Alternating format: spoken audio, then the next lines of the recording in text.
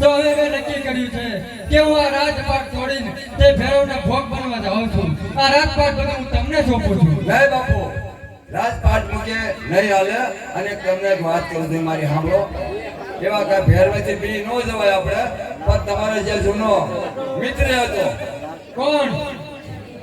સારણના નેમાં જઈએ આપણે, જે કહુંબા પાણી પાવા આવતો હતો એની પાસે જઈ અને એક જોગમાં એનો અવતાર કહેવાય છે. દેશે દેશના મનુષ્ય જાય છે, રાજા રજવાડી જાય છે, એના દુઃખ ભાંગી જાય છે. તો રોહિશાળા આપણે જઈ. હાલો બાપુ. સારું પ્રધાનજી, ચાલો. ચાલો.